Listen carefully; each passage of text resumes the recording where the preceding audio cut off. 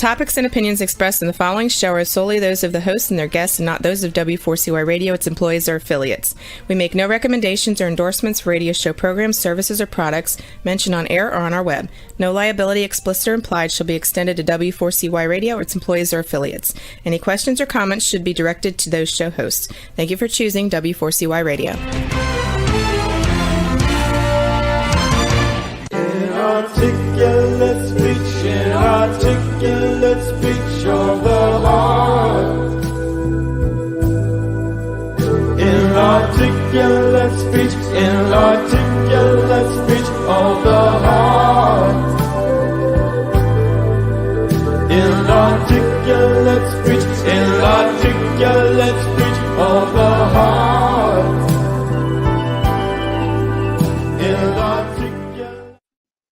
Hello and welcome to It's Your Voice, the show that hosts enriching conversations in diversity. My name is Bahia Yaksan. I am a core alignment coach, an emotional wisdom training specialist, and a diversity, equity, inclusion educator. And I choose that song that Van Morrison sings on Inarticulate Speech of the Heart because so many issues related to diversity are hard for a lot of Americans to approach and talk about. And I have a guest today who is amazing with innovation, organizing, a community leader. Her name is Kamika Edwards. She is a daughter, a sister, a mother, an educator, a counselor, and a true community leader. And she's developed a program called Sankofa Saturday. And the download for this program, which she'll describe, is came from what she called a divine download as a way to honor the memory of her father. And Kamika Edwards, I'm so grateful to you. DJ, please bring her on. I'm just grateful to you for your innovative, incredibly supportive way of encouraging human beings to unite and find unity and educate us. And I thought it'd be nice before we hear about your program, which is a supplement to traditional academic schooling, yes. Which is so needed.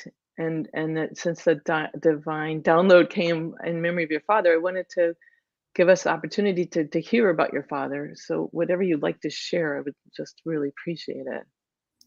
Thank you. I'm happy to be here and thank you for having me back on your show. I also want to express gratitude for the diversity, equity, and inclusion work that you do in the community.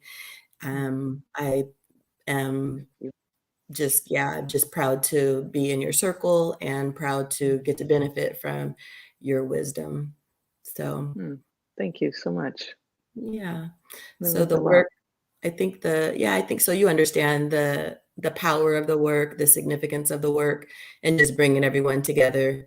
And that was the impetus for Sankofa Saturday.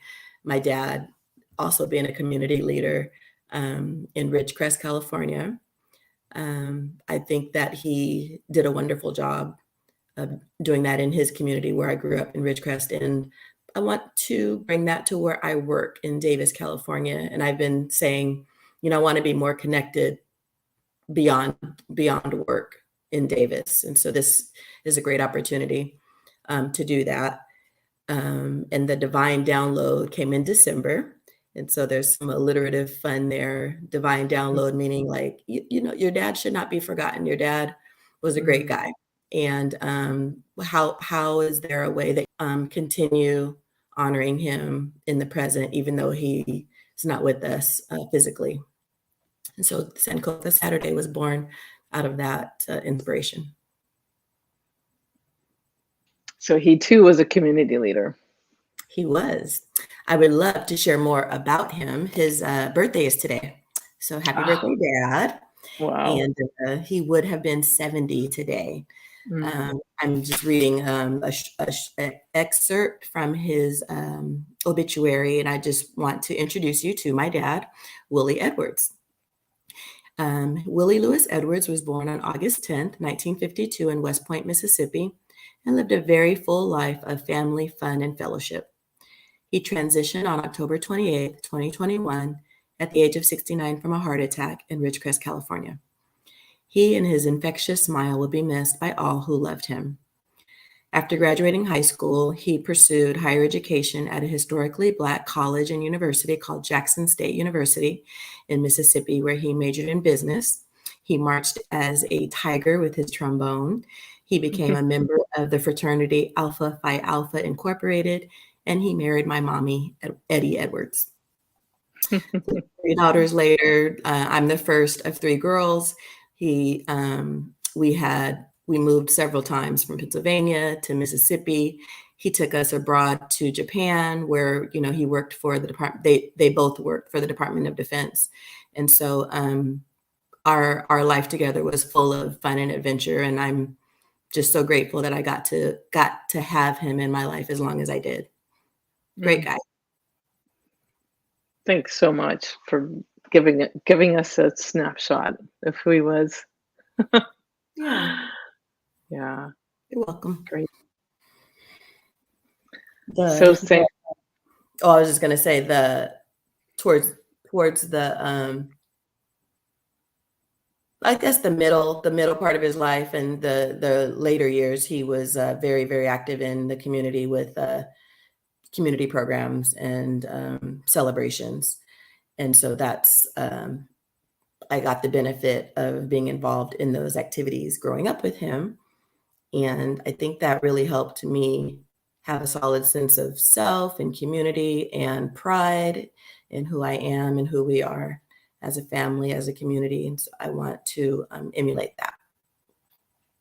Wow, sounds like you really are. And what a positive, solid influence he was on you, and you are on others. Yeah, he's a great guy. I'm really blessed to have great parents. And I was looking at, can I read his birthday card? Sure. Dad, on your birthday, I'd like to share a few little thoughts with you. Number 1, you're the greatest. When I called you in the middle of the day and asked you, are you busy? His response would always be, never for you. Number 2, thanks for everything. Very grateful for, like I said, our middle-class upbringing, because it was the fruits of his labor that we were allowed to have that stable family life. And then number 3, I'm so lucky you're my dad. He taught me that fun was number 1 through travel and adventure, and I live by that motto. And number 4, I love you. I love him to the moon and back. So very special dude. And I want, so that's just a little bit about him, 69 years, you can put a lot of life in 69 years. And I feel like it was cut short, and I'm sure he would have continued the journey of giving back to his community. No doubt. I'm sorry he's not with us here, but Me too. That's young. Yeah, it is. I have his picture here, so he's with us. You're clearly in touch with him spiritually. Definitely. That's beautiful. Yeah. Definitely. So he would be pretty excited about Sankofa Saturday, this curriculum you developed that's very, very much a supplement to traditional schooling. Yep. And I know that it's based on teaching Black history and Kwanzaa principles. Correct. And I know there are 7 Kwanzaa principles, but I thought it might be nice for any listeners or viewers who don't know what Kwanzaa is. There might still be a few people who don't know what Kwanzaa is. Yeah. And there might be people, I imagine that as the conversation goes on, you can remind us of the 7 Kwanzaa principles, or whenever you want. Or Happy to. It's actually embedded into the program where so Sankofa Saturday is a total of 10 sessions. I ended up having to cancel one because I went on vacation to Hawaii, and so when all is said and done, there will have been a total of 9 sessions, and each session is structured using the Kwanzaa principles. So our first hour, when we meet at 1:00, that's Umoja. Umoja is the Swahili word for unity. And so that first hour is really focused on togetherness and making sure that they know the program's what, why, and how objectives.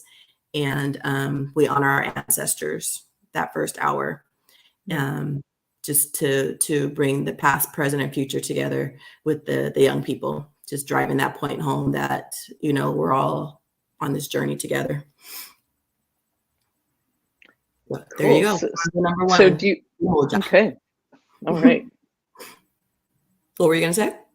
Oh, I was going to ask, I was picturing that each one focused on a different value or principle, but it sounds like maybe you reinforced all of them every single time you guys met. As many as I can. So then the second hour is dedicated to Kujichagulia, which is self-determination. Let me make sure that's right. Checking my notes. What I have. Yes, it is. Thank you. So the second hour, I want them to be self-directed in their learning. So I give them choices, and they are asked to use their self-determination to complete academic challenges or SMART goals that they set for themselves. So that's when the other principles come in, like you need to know your purpose, Nia. You need to use faith sometimes when you feel like something is hard and you want to give up, and so that's where the principle of faith would come in. And so I even though it's a holiday celebrated in December and it just became a national holiday, which is wonderful, I really, really feel strongly that these principles can be taught and practiced every day of the year. And so the third hour is the Kuumba hour, where we're exploring creativity with collages and Black is Beautiful art and vision boards. And so they're expressing their Kuumba different ways. They made liberation links the last session they made them to kind of draw from the characteristics from their ancestors, and they used it in a fashion show, and the liberation links were like on them, and they had to, dance, they had to walk, do this like catwalk type thing. It was fun. It was just fun, but I just giving them a chance to use their creativity and to show their learning, show what they learned in a fun and engaging way. I think we need more of that in school. So with my background in teaching, with just how I know that kids learn differently and differentiation, and I just want to return fun back to the classroom, and I definitely want to focus on we always focus on Black history and Kwanzaa, those principles, and everything's embedded and kind of integrated. Yes, definitely fun is needed. I knew it would be active. I knew if you were leading it and you were teaching it. There's drumming, there's singing. Chair. No, there's movement, there's libation, there's, outside time, teaching cooperation outside with physical activity. So all of that's important, and all of that's integrated in Sankofa Saturday. Well, one of the principles that I love, and I wish that was a consistent American value besides all the rest of them, is the cooperative economics. That principle, because that's paradigm shifting. It's like, what does cooperative economics look like, and how? And I don't know. Can you just sort of let us know some of the ways the third, because it's for third, fourth, fifth, and sixth graders, right? Yes. So I mean, you can give some already developed adult ones, but I'm curious how in your class, the third, fourth, the young students, how they came to understand what is cooperative economics, and some examples they came up with. That's the principle we have yet to cover, and I constantly show gratitude to Davis Community Church, because I do feel like they're using that principle. Ujima, correct? Ujima or Ujama? Which one is it? Let's see. Ujama.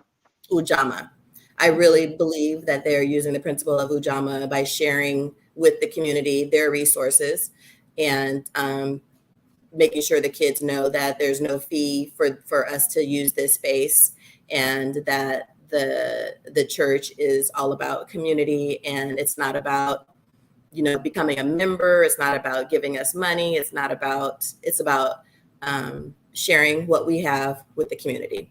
And so I am grateful to Davis Community Church for letting us host a program on their property.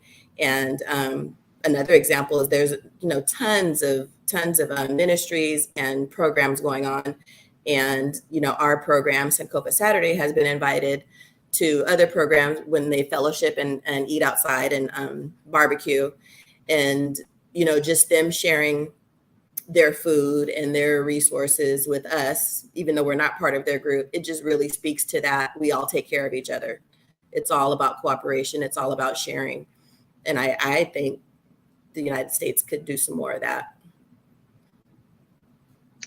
Okay, that's really concrete examples. So true. Like sharing space, sharing resources, sharing food, sharing It's not time. always just money. Yeah. Right. There's lots of different ways to support each other. And yes. I hope see each and I other hope they see that. They see that modeling, or that they see that example. And you have another series coming up, right? Do you have a start date? Because I know that's one thing we can do is promote this. Do you know yet when the next set of Saturdays is going to begin? We're going to finish this pilot program the second Saturday of August, which is this Saturday. So there is an opportunity to join us at Davis Community Church from 1 to 4 o'clock this Saturday. And then the last opportunity would be August 27th. And I'm in discussion with the church for wanting to continue and expand it. And I'm looking at February of 2023, and then running the program to June. So starting in Black History Month, February, and then ending in June, Juneteenth, for another 10 sessions of different content and more fun. So that's what I'm playing with, and I am hoping to partner again with Davis Community Church. Okay, I know they're excited and they want it to continue. So I hope so. And so I know, can we just talk about inclusion and diversity? Because I've been talking a lot to others about the tension between wanting to target and do for students who look like me and not discriminate against others. Because I was talking to a friend and he was like, you can't discriminate in a program that's all about, you know, inclusivity. And so I've been struggling with that how to reconcile. Well, I want us to learn our history, and I don't want to be exclusive, and I want to be inclusive, and I don't want to discriminate. So it's like, how do I get the knowledge to as many people? Because our world is not just black and white. Our world is not, you know, but the other part is when we create these safe spaces for Black people, it becomes not Black anymore, is what I'm noticing sometimes. So I'm struggling with that, and I don't want to dishonor my dad's memory, because he didn't do things just for Black people. He did it for the community, and so yeah. So what are your thoughts? Oh, that's so great to name that. And also, like, as tension, like that there, for some people there is a tension, like the person who had that conversation with you. Yeah, I think it's so important for students to have a space where they can learn about their own history in a situation where their people, so to speak, in general. Things are changing. I believe there's always some getting better, then there's pushbacks and whatnot. But when there's been a history and a historical pattern of subjugation and oppression on a group of people, it's really hard to learn about your real history in a space with members of the group who traditionally have been overpowering. And I feel protective, whether we were talking about Indigenous people or and sometimes like to change it away from like race or skin color, like even boys and girls. I think there's some things that girls need to figure out without being self-conscious around boys, and vice versa. There need to be spaces where boys need to be able to talk about being a boy and male and all those pressures and how things are hard on them in a different way. I just feel like people should be able to have separate spaces. That's my first thought. And so I feel protective of that. I want that. And also that everybody should know more about Black history and Indigenous history and other histories that are not included into our school curriculums yet. Again, I know there's efforts. There's some changes coming. Yes. That will be more inclusive of other people's histories. Yes. But so I wonder, that kind of leads me to one of the questions I have for you is this curriculum replicable? And I can see in different times in different places that there might be, I would hope there's always space for brown and Black students to be able to learn this without feeling their eyes are peering on them. And can we also replicate it for, like, I mean, I work with white allies. I primarily focus on people because I have white privilege. And my father was a targeted person, but I'm not a targeted person. So I saw how different his life was from my life. And so I feel like I know a lot of people think this is cliche, perhaps, but I feel like perhaps a bridge. And I can share with people who look like me, who are white, and bring down defenses and say, you know what, you weren't bad. You're not bad. Like the sort of work through, guilt or other barriers. I know there's some people who think, oh, we don't want white people to start hitting themselves. No, of course not. Who wants anybody to start hitting themselves? So I just feel like there's times and places for different groups. And then there's time to come together. Like for instance, when I lead a retreat, I do that. We can separate. Everybody can go talk to who they choose as their affinity group. And then in the end, we get to share what we want to share. We had the time away from self-consciousness and possible comments and remarks that would make us trip back into internalized racism or internalized white guilt. And then we like integrate and create. We can sing, we can laugh, we can dance, we can do other things together. But I think that separation of time and space is really healthy and healing. Yes. And I wrote down affinity and solidarity groups because I'm part of several, and it's very different. And there's no code switching. There's no, how do I look when I say this? There's none of that because it's a group. It's a homogenous group. And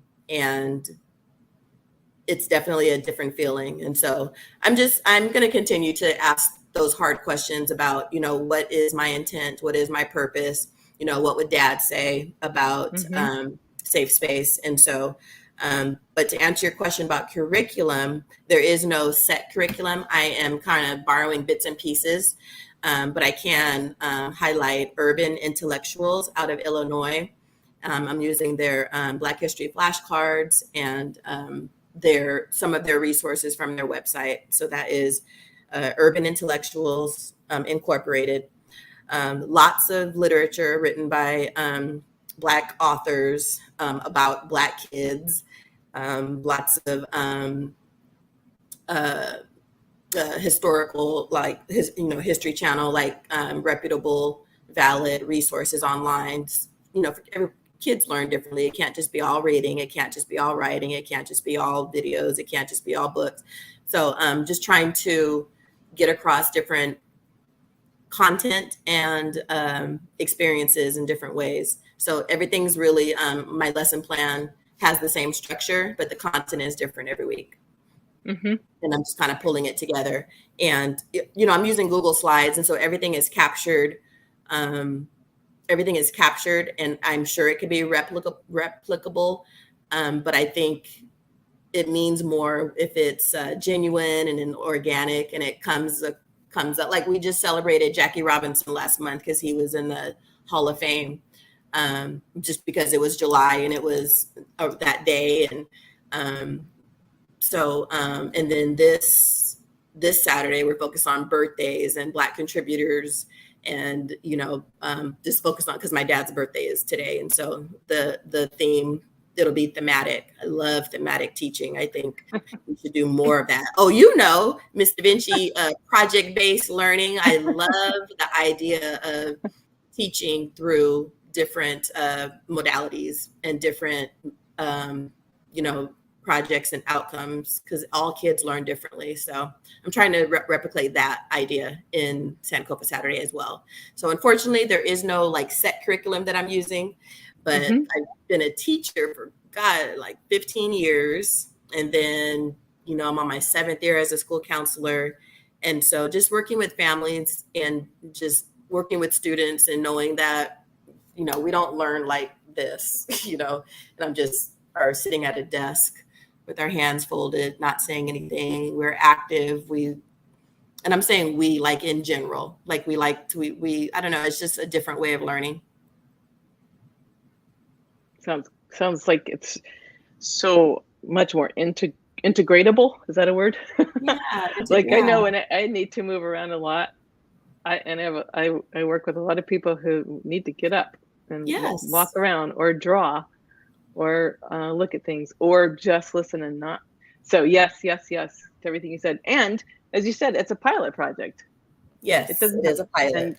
And the fact that it's organic is really important, and keeping it like space for alive what's happening now. And I imagine, you're going to get a lot of requests, I bet, to take this other places. Are you doing this? Do you have a co-teacher, or is this you're the one right now? I've been working with a Davis native. I don't know if she was born there, but I've been working with a parent volunteer, and I was working with another teacher. I've been working with some high school kids that needed some community service. So I'm just like, whoever's available, come help me, because I can't do it by myself. I don't want to do it by myself. And I want there to be, there's safety in numbers. We're always talking about safety is a must with trust, and making sure that we are cleared by, our fingerprints and Department of Justice to be able to be around kids. And so there is that safe, if any parent is wondering about, what are the safety considerations, definitely, we are allowed to work with children and are keeping them safe. That's at the forefront, keeping them safe. And COVID's still around, so we still are wearing our masks when we're indoors. We're still doing the social distancing. So safety and trusted adults and trusted peers. Kids learn best from their peers. So I don't know if she'll let me say her name, but her name is Naomi, and she has been super helpful and super,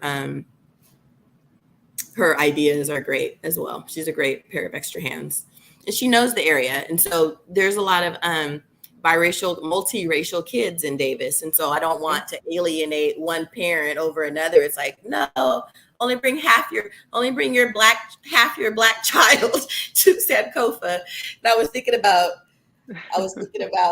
there is a large population of multiracial kids. And I'm like, I want them to come too. And I want them to not have to choose one parent over another, and not have to, it's not about picking sides, or, their history is important and our history is important too. So I definitely wanted to just make the point that if your child is mixed with Black, has some Black DNA genetics, they are welcome. And we do not talk trash about white people. We don't. It's all about love. It's all about unity. It's all about Ubuntu, which means everybody matters.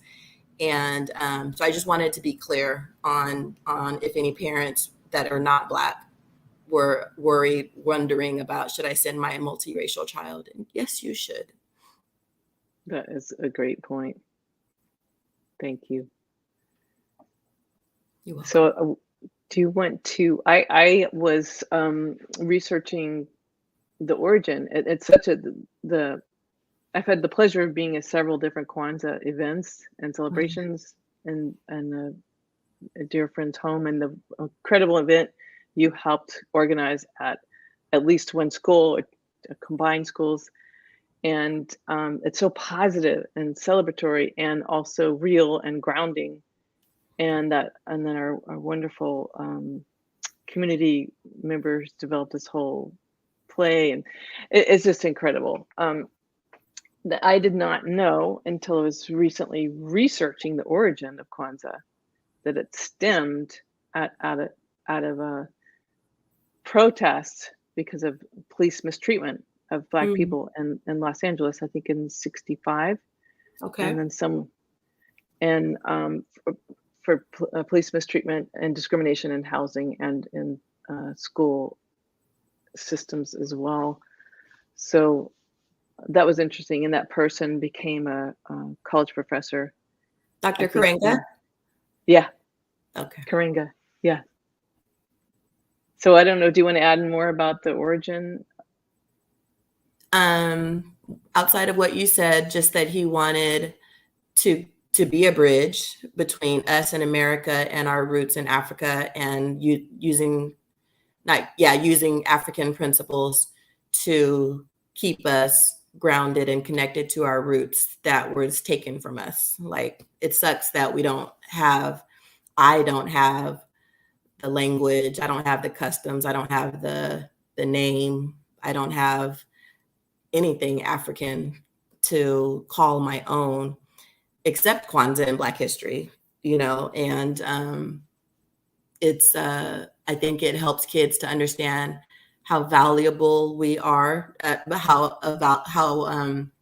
we're part of the community, we're a valuable part of the community, and our roots are deep. And so we're connecting to our ancestors, we're connecting to our extended families, and that the foundation for that is the Kwanzaa principles. And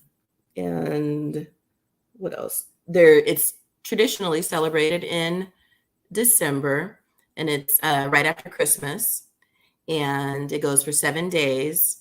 There's a candle lighting ceremony, and there's food and family and fun, but it's really just to recommit yourself at the beginning of the year to living these principles all year.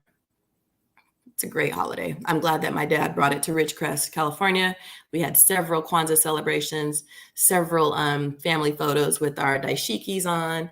My kids grew up with celebrating Kwanzaa, and I hope their kids celebrate Kwanzaa too. I recall some dancing and music. Yes, very celebratory, very fun. Yeah, we definitely need that, because it's not all trauma and tragic in the Black community. It's not. Right. And I guess it depends on which community one lives in, how invisible or not invisible one is. I would possibly feel a greater need for it in a predominantly white community. Yes. If a Black African American community is not as connected. What a great way to bring people together. Yes. I saw and then I did my summer travel the month of July, and this lady in the airport had on a Juneteenth. A white lady had, she looked white, I don't know what she was, but she had on a Juneteenth, like celebrate freedom, celebrate liberation, yay Juneteenth. And I was like, yay for her. Go ahead, sister. And like I was just I didn't know her, but I was connected to this stranger because she had on this shirt that celebrated something that my culture celebrates, and that just that quick connection. It would be wonderful if we had more of that. And like, I'm not against cultural appropriation, like other people wearing daishikis or other people wearing. It's like, I think there's a time and a place, and I think there's a way to do it that's honoring and not appropriating one's culture. But I was just I felt celebrated. I felt connected. I felt like, oh, she sees me. She understands. It's not all about the 4th of July. Juneteenth is a thing too. And it does unify all people. Yep. There is. And the I blame really game is bad. The blame game about, some people feel like it's like they like it. I think it's hard to talk about historical stuff because of the painful Mhm. stuff that happened, and then the distance and the relationship to it. It's hard. It's not an easy thing. So just wearing a t-shirt, making sure your circle doesn't all look like you, and going to special programs to learn about your history. I think it's all good. Absolutely. And I would love to hear like how you felt that the students were impacted Oh, like, yes. and how, So, like feedback from the participants. yeah, and what you saw in their faces as they learn more, about their history and about the principles, these which are, values to live by every day. I know for one regular participant, I think I've most enjoyed seeing the automaticity. Is that the word? She can rattle off what is Sankofa, what part of Africa the word came from, the what, the why, and the how of the program, and she always has an answer for what character strength did you get from your ancestors. I think just challenging them to just think and be appreciative for what they have and what they know and what they're learning. That has been fun. That has really been fun for me. And parents have said, the kids look forward to coming, and the time goes by fast. Like they don't want to leave at 4:00. Like it goes by really fast. And just because I like to keep the pace moving. And parents have been the parents that have stayed and watched, and it's like, this is really fun. I didn't learn that when I was in school. I wish I learned that when I was in school, is what I've heard that a couple of times. And the parents have appreciated the structure. They've appreciated the informality, and they've appreciated representation, because there aren't a lot of Black teachers. There just aren't a lot, and we need more. And I think I've only had like one or two. Wow. Yeah, I think I've only had like one or two. Have you had any Black Wow. teachers? Your entire education, only one or two. Yeah. Wow. 'Cause I did yeah, well. I up here. Yeah, because I grew up in the United States. Where did you have any Black teachers? Well, possibly only because I studied African history, African culture and history In in college. college. In college, but not K-12? Yeah, I did actually. I You went to did high have school. Went to high school in Birmingham, Alabama, where there are okay, many more Black people, so more of an yes, opportunity to have a Black teacher. nice. And then my one Black teacher, she was in Mississippi at the time that I'm remembering. I hope I'm not forgetting any more. Wow. But then I didn't have another one until college. So, That reminds me what it's like to have. I barely had female professors in college. mhm. It's a similar kind of I had a lot. I amount. had a lot more because the teaching and counseling thing is more female dominant. I had a lot more female professors, but not a lot of Black. Just a handful of Black. And there are not very many Black counselors, at No, they're least where. not. I was in Oakland on one of my little short trips, and I was looking at all the representation everywhere, and it does something to you. It's like to see yourself represented in a positive light. It just makes you stand a little taller, walk a little, you know what I mean? It was a really good Yeah, feeling. I don't and get that and all the time in Sacramento or Davis or other places. I definitely felt it in Oakland. I'm glad. I bet it feels safer too to see like Safer in the just sense that there's more like safety in numbers, yeah, because there's just like more yeah. people of I color mean, out.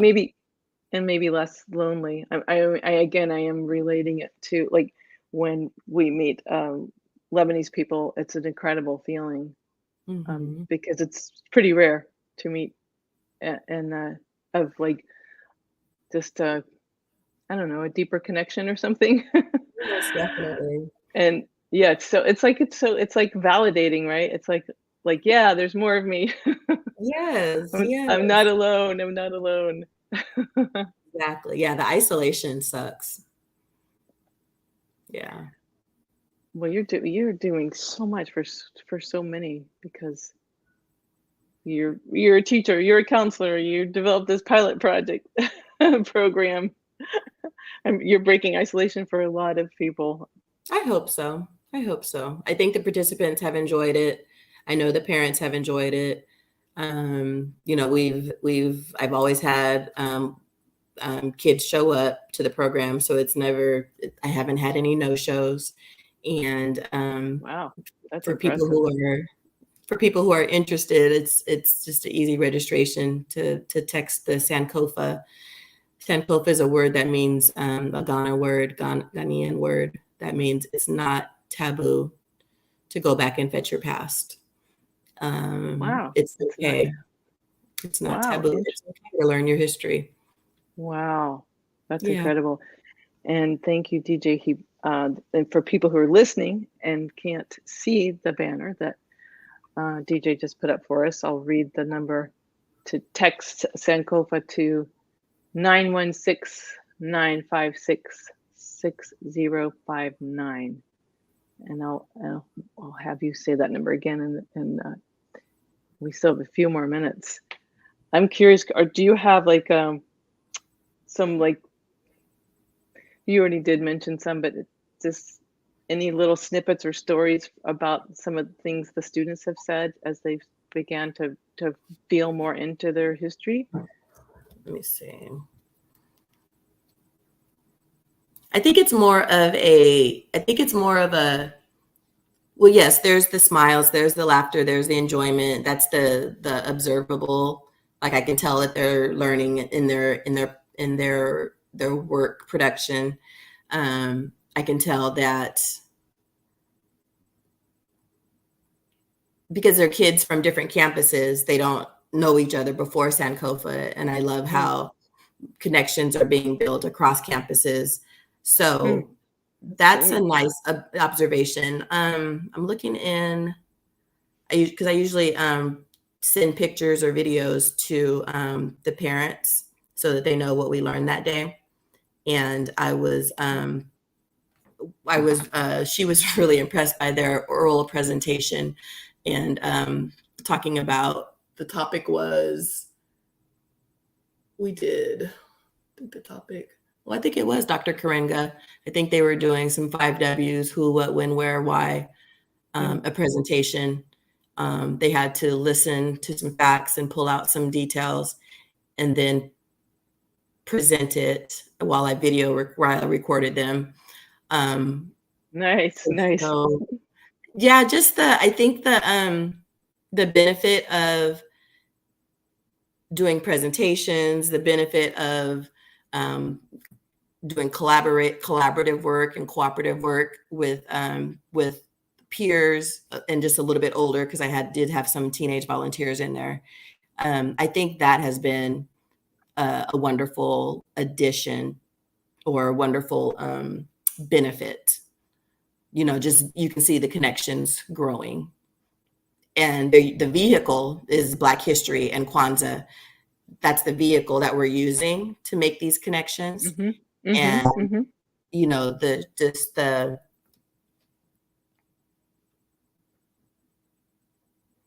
breaks down the isolation, it breaks down the silos, it breaks down the there's no one that looks like me, you know, there's no one that talks like me or has hair like me. And for them to be able to see that someone does, I think that's the hugest benefit. Representation again. Yeah. Yeah. Well, I have one more question, and then I want to see what any kind of wrap up closing thoughts you have. But because I'm sure there's a reason you picked 3rd through 6th graders, because of your knowledge of developmental stages. And can you share, like, why you feel like that is a good time to bring this to students at those ages? Well, I'm kind of looking at it like a baby BSU. BSU stands for Black Student Union. And since I've been in Davis, I've had the privilege to co-advise Black student unions at the junior high level and the high school level. Mhm. And I was thinking about, what about the little ones?